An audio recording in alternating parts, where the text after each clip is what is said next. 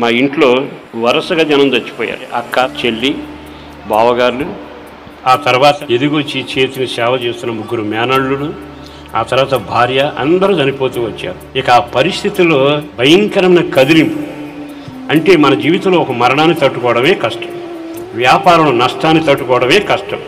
ఇన్ని రకాల సమస్యలు వచ్చినప్పుడు విశ్వాసంలో కోల్పోయి ఇక సేవ విరమిద్దాం, నాకు జరిగింది ఏమిటనే ఆలోచన కూడా నా జీవితంలో చెలరేగుతూ వచ్చాయి.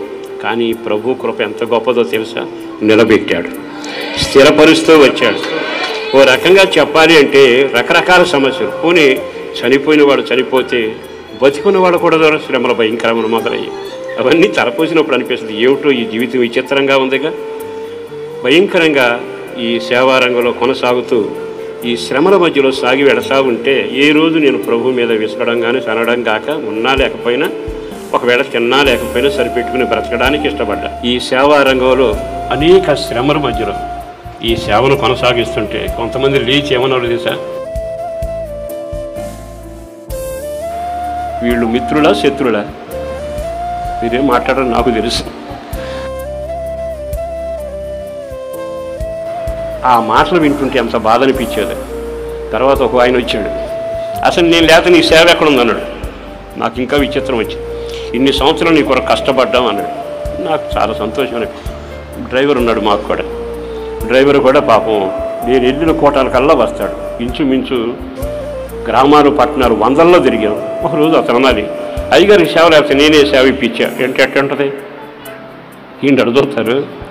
ఇప్పుడు నేనే డ్రైవర్గా పెట్టుకోకపోతే నీకు అవకాశం ఉందా అంటే, మనుషులు చేసే విచిత్రమైన పనులు కదిలిపోవటానికి కొంతమంది నిందల మధ్యలో నడిపారు.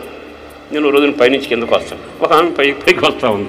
నన్ను చూసి సడన్గా పరిగెత్తుకున్న కింద దిగింది. ఏమా ఏంటి అని ఏంటి సరిగ్గా చెప్పాను. పైనకి ఎవరు వచ్చారని చూసి రమ్మన్నారు మా వాళ్ళు, చూసి వస్తాకు వచ్చాను. పైకి ఎవరు వస్తే మీకెందుకు, నువ్వు అమ్మేవి దానివా, బాబుకి దానివా, నువ్వేమో మూటగట్టిన ఆస్తివా అంటే, వీళ్ళంతా ఎవరో తెలుసా, శరీర సంబంధులు. అట్టాడు మొహం ఇప్పటికీ నేను చూడాలి. నేను చూడాల్సిన దేవుని మొహం, దేవుని స్వరమేనాలి.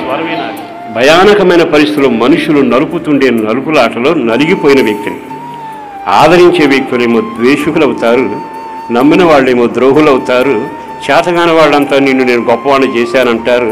అయినా మరలా చెబుతున్నాను, పొరపాటున నీవు ఈ పని వదలకూడదు. అందరూ ఆ వాక్యం చదవండి. ప్రభువా, నాకు ఇచ్చిన పనిని విడిచి అవతలకు పోకుండా నన్ను కాపాడు.